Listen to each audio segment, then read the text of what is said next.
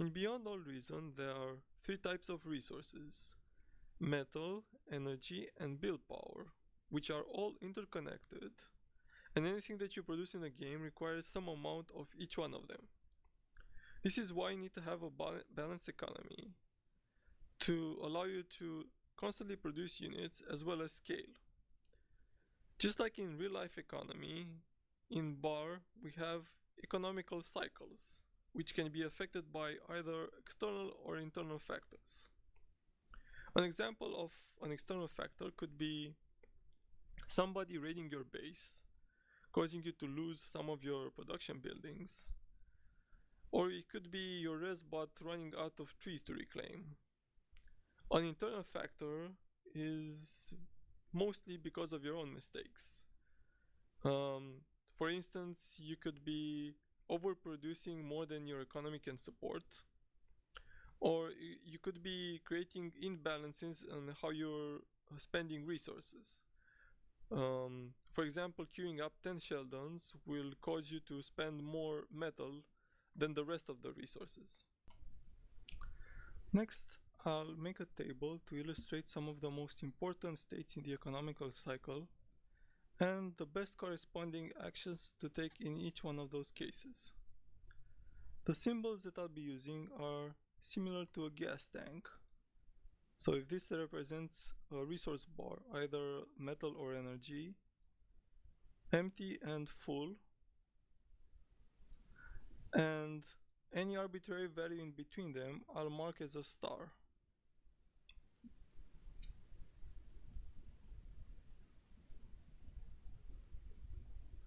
So for the table, the first column over here will be this metal symbol. And this is going to be energy. The third column will be representing actions. So I'll be marking this as an A.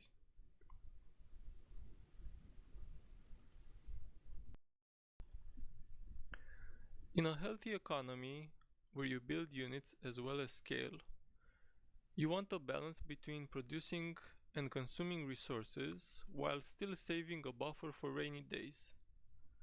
As such, it's good to have a low amount of metal as well as your energy reserve filled up to the conversion bar so that you are overproducing and the excess gets converted into metal.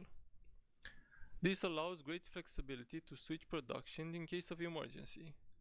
Since it's an ideal case, no specific actions are required. The second state is also the least desirable situation that you want to end up with, because you don't have energy and metal.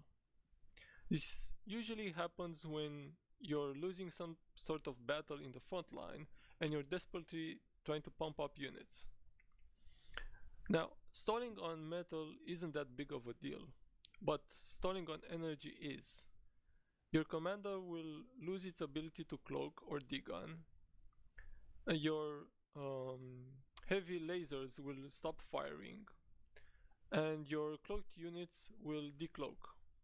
But more importantly, if you have builders that are on high priority, they will take up the energy from your mexes, so your mexes will turn off. That's why in this case it's very important to put all your engineers on low priority. Also, you might want to find windows in your production when you can shut down unit production and build some windmills. In the third state, you have some amount of metal in storage and a full bar of energy. To fix your economy, you need to build converters or energy storage. The order in which you do that depends on the map. If you have an abundant amount of energy at your disposal, you first build the converters and you delay the payment for the metal payment for the energy storage as much as possible. On maps that have no wind or have bad energy overall, energy becomes a lot more priceless. So you build the energy storage first, and only when you cannot spend that energy anymore, only then you switch to building converter. State number 4 is quite an obvious mistake. When your economy is heavily reliant on windmills, when the wind speed drops, it halts your production, making you waste metal as well as e-stall. Some players will dig themselves in a bigger hole by trying to build an additional construction to it, hoping that wind will pick back up and they'll be able to spend that metal. The thing that they don't consider is that they don't control the wind, and if that wind remains low, not only that they'll not fix their problem, but also the construction to it costs energy and they'll install even harder.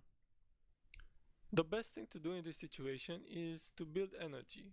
Since you already have so much metal, building some solars isn't that bad of an idea. The last situation I want to talk about is when both your metal and your energy are increasing. In that case, you want to add more production to your economy by building more facilities, engineers, or construction. Throughout the game, you'll be bouncing through these states multiple times in an attempt to achieve or return to a balanced economy in a never-ending cycle. The key to success is anticipating the production and the rate you'll be consuming resources in the future. For example, a bombing run is heading towards your windmills. You should move the conversion slider up, queue up more energy producing buildings, and if the damage is great, consider turning off some construction turrets to avoid e-stall. Or, you are building an advanced geo with multiple engineers, and you are not even M-stalling. What do you think is going to happen when that thing finishes? Both metal and energy are going to spike up. You don't need converters, you need an engineer to build construction turrets near your factories. Another example. You want to make a push with 5 Sheldons, but after the second one, you notice you are running low on metal. It's okay to switch up your production to 2 Fiends, try to run by with them, and after that, return to Sheldon production so that you consistently produce units. You need to adapt the strategies to what your economy is able to produce, instead of forcing them. In this section, I'll provide some tips regarding resource production. The first one is metal. There are 3 methods of producing additional metal. One of them is by building metal extractors. On a typical 3 mech spawn location like this one, going vehicles or bots are both viable options. The first construction vehicle will be built around 10 seconds later on average than the bot equivalent. But by the time they build the first mechs, they should be neck and neck. And that's because the construction vehicle is faster and also has additional build power, making it ideal if you want to expand in a single direction. If you want to expand in 2 directions, going bots is a better choice. That's because the second and the third engineer are usually easier to get, while for the construction vehicle, the second and the third engineer are a little bit iffy, and it's highly depending on the wind speeds and the initial metal values for the mexes. The second and also the slowest method of obtaining metal is through energy converters. Usually until the first fusion is built, it is better to spend the energy rather than converting it. The third method is through reclaim, and we have 2 options over here. We have a full health aggravator and a wreckage of an aggravator. Now, we can clearly see that the initial cost for an aggravator is 110 metal, and we can fully reclaim it for the full price. As for the wreckage is 60% of that value. There is also another option to obtain metal, and that's by reviving this wreckage and then eating it. And in this case, we can pay 40% of the energy cost, which is about 450 energy, for 44 metal. And as you can see, this is quite a good exchange rate, meaning that going for aggressive plays by capturing metal extractors from the opponents as well as reclaiming their units is a lot better choice than playing passively and getting additional metal through converters. Next resource that I'll cover is energy, which is by far the hardest one to manage and is the one that separates man lobsters from boy lobsters. When it comes to energy, everybody will make mistakes. Wasting E and E stalling are common execution problems that you want to minimize. Energy comes into two forms: unreliable, that's windmills, and reliable, which is everything else that provides constant amount. As windmills are going to be at the core of your economy on most of the maps, it's important to understand the meaning behind the values in the wind speed info section. Starting off with the minimum wind speed, which on this map is 0. Now this doesn't play that much of a role in the first few minutes of the game, as if you run out of energy or if the wind speed drops aggressively, you should stop whatever you're doing and build solars. I could argue that it is not a good idea to buy the dip, or in other words, to still produce windmills when wind speed is low, as you don't control the wind, and at that stage of the game it's much more important to produce energy rather than conserve metal.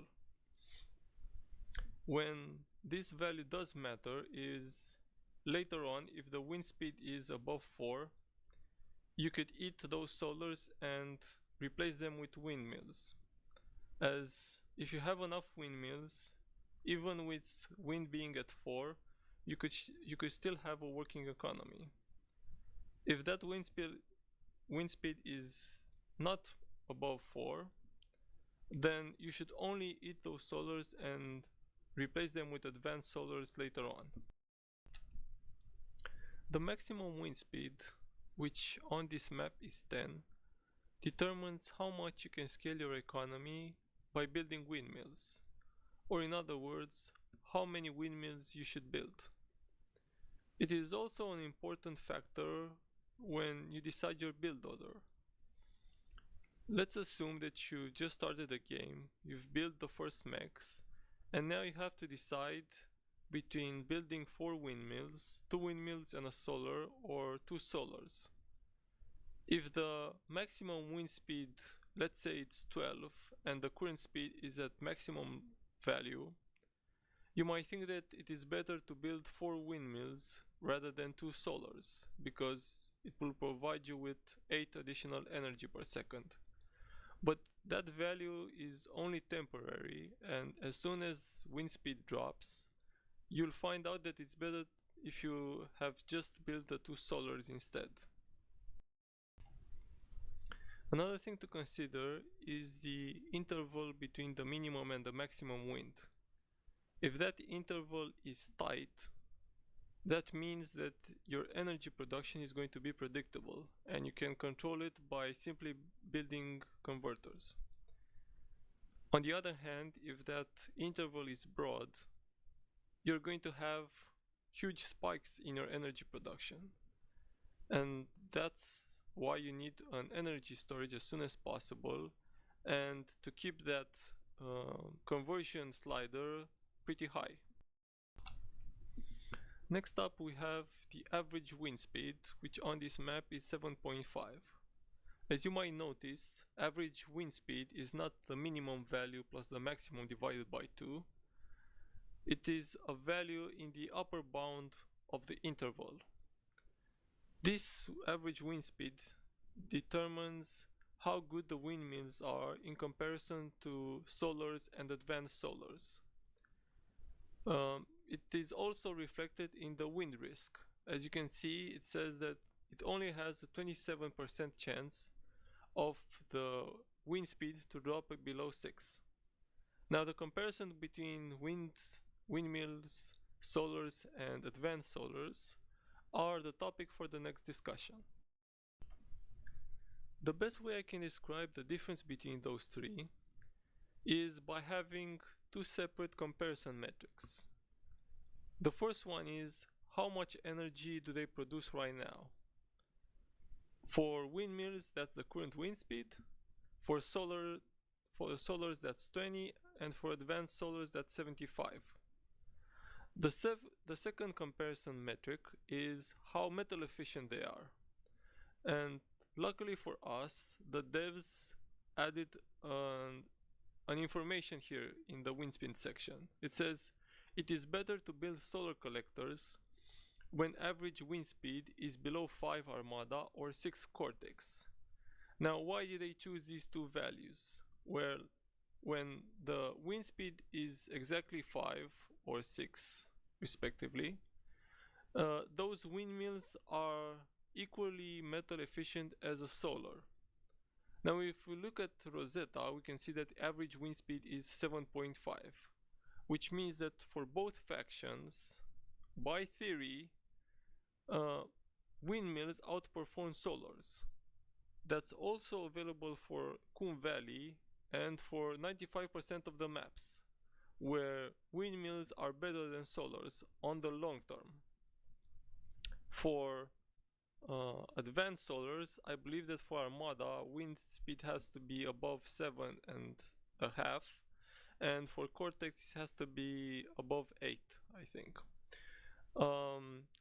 An interesting fact when comparing windmills and A-solars on this map is regarding Armada. So over here I have 10 windmills. They each cost 37 metal. In total there are 370 metal as a group. That's the same cost as an advanced solar. Now when we consider that the average wind speed is 7.5 times 10 windmills, that's 75 energy, which again is the same energy cost, the same energy production as an advanced solar. Now you might think, is it better to build 10 windmills or to build an advanced solar? Now earlier in the game, when you struggle for energy, it is better to build the windmills, because look at how much energy it is required to build the windmills and how much energy it is required to build the advanced solar. As to when you should build basic solars versus advanced solars, well, basic solars are only good at the beginning of the game when you don't have energy or build power, and they are also useful to get out of an emergency e-stall situation. But whenever you need reliable energy for more than 2.5 minutes, it is more metal efficient to build advanced solars. You might be wondering yourself, if windmills are more metal efficient than both solars and advanced solars on most of the maps, why can't we just scale our economy solely on building windmills? The first reason is, the more dependent your economy is on wind speed, the more frequent and intense the energy spikes are going to get. Secondly, metal efficient isn't the only factor to consider. As I said previously, you also need to take into consideration how much energy you need right now. And I can give you some cases where that applies. For example, your economy could be highly depending on windmills, and at the 5 minute mark you want to non-stop produce grunts. The moment the wind speed drops, you have to stop your plan because you're going to e-stall. That's why it is better to build an advanced solar before you even consider non-stop producing grunts. Another example could be when you switch from a bot factory to either an air lab or a hover lab. Both of these two labs have units that require a lot more energy than bots. So before you even construct these two factories, it is better to build an advanced solar or more than one. Another example is transitioning into T2. Your transition into T2 doesn't end with building the factory. The T2 engineer requires a lot of energy, so does upgrading mexes and also the T2 units. So it's better to have plenty of advanced solars before you even build the T2 factory. The lesson here is whenever we want to permanently increase our energy consumption, we also want to build additional reliable energy. So let's go over the remaining buildings that allow us to do that. By far the best one is the Geo. On 200 energy, you can send 2 engineers to build this as fast as possible. On water maps, we also have tidals. At 15 tidal speed, a tidal becomes more metal efficient than a solar. And at 20 tidal speed, it becomes more metal efficient than an advanced solar. We also have fusions, which are great for unlocking late T2 and early tier 3 technology. To put it into perspective of how good a fusion is, I benchmarked it on Bismuth Valley, and I built a fusion at 12-minute mark. In the first 2 minutes, that's between 12 and 14, I produced the same amount of energy that I produced up to the 12-minute mark. So the more you spend your time building windmills and advanced solar, the later you're going to get the fusion. So even delaying a fusion by 30 seconds means a lot. We also have advanced fusions, which are generally bad. You can end up most of the games with just building 2 fusions. And unless you predict that the game will just drag out for at least another 10 minutes, you shouldn't build an advanced fusion. On maps that have trees or crystals, you can use a res bot to reclaim at a rate that is map dependent, but it is usually around 50 energy per second.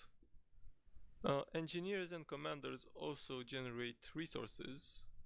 Notice that I didn't mention that the commander produces 2 metal per second in the metal category, and that's because it isn't something that you necessarily consider. But when it comes to engineers, even though the energy production that they provide is insignificant, it still adds up in numbers. For example, 3 construction bots cost 360 metal and they produce 21 energy per second. A construction turret and a solar also costs 360 metal and produces also around 20 energy per second. Now, which one would you consider? Because they are very similar.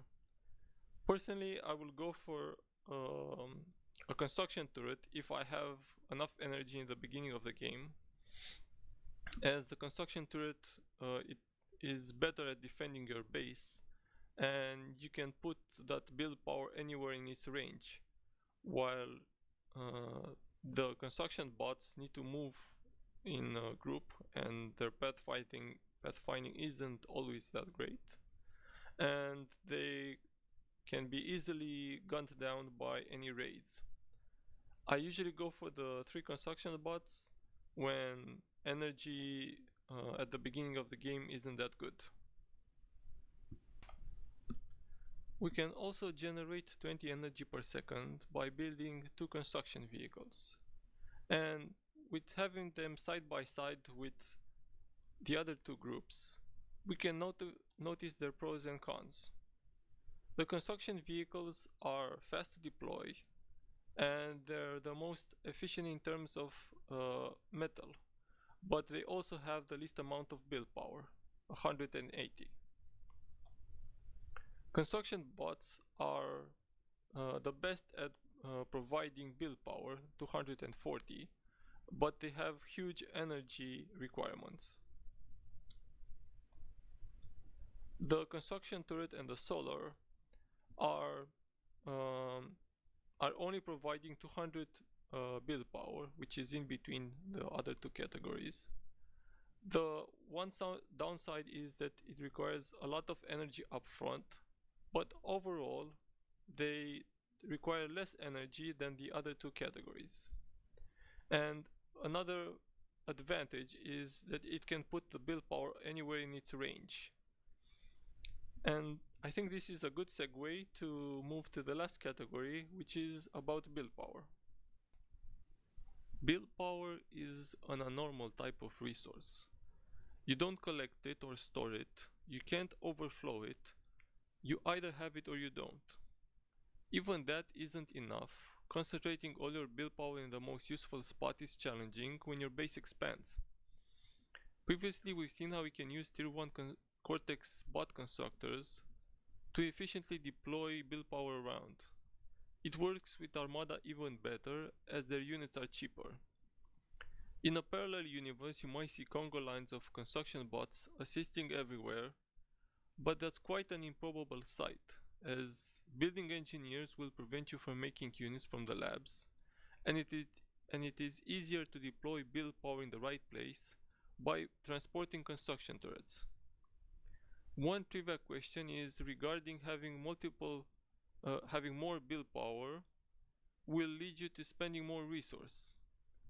Generally speaking, build power only accelerates resource consumption, but it can lead to e-stalling that can cause you to produce less income. Now I'll demonstrate how having too much build power can have detrimental effects on your economy. And for this I'll build an LRPC, gradually add more build power, and check on the economy step by step.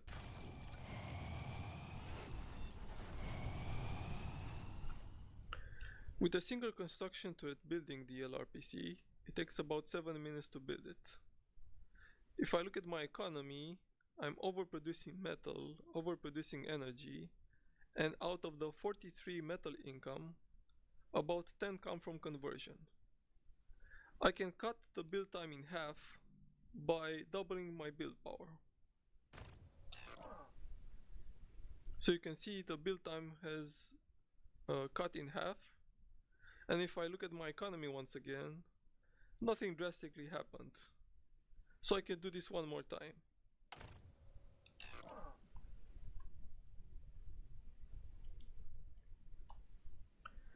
Right now, I'm no longer overproducing metal.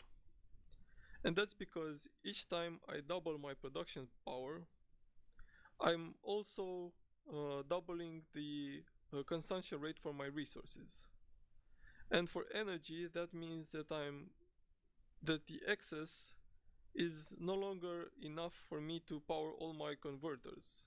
So I'm only generating 3 metal income right now, which dropped my metal income down to 35. At this rate, it is questionable if you should add more build power, because naturally your metal income, the metal in your storage will drop, and building more construction turrets could lead you to M-stalling or E-stalling, and you're putting more resources in the construction turrets rather than the building than the LRPC itself. But for the sake of this experiment, I'm going to consider what happens when you build more construction turrets. And before I turn these 4 construction turrets on, I have to mention that you're rarely in a position to double your build power. That's because your metal and your energy don't exponentially grow in a single step. This might be the case when you're building your first AFUS, but for metal that never happens. Metal grows constantly, and later in the game it only grows through conversion. And as you can see, whenever your energy consumption drops, so does your metal income from conversion. So you should be careful about this. Now, what happens when I turn these 4 construction turrets on? Well, first thing, my economy goes from overproducing energy to underproducing energy, which means all my converters will shut down, and I'm going to e-stall.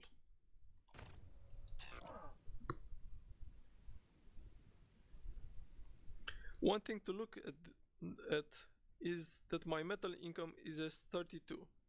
So e-stalling right now will only lead to units decloaking and my commander not being able to degun and all that jazz. But if I put these construction turrets to high priority, look at what happens to my metal income. And that's because some of my metal extractors will shut down. So now e-stalling also causes less metal income. This effect can happen anytime in the game, and it can hit you when you least expect it. For example, you might be building a spy bot, which is heavy on E. That will cause you to e-stall, while on the front line, your commander, which is by default on high priority, could be building an LLT. For the duration of building this LLT, some of your mexes will shut down, and that will cause your spy bot to cost a lot more than you initially anticipated. That's why it is always important to know when to build additional build power, and only to build the right amount.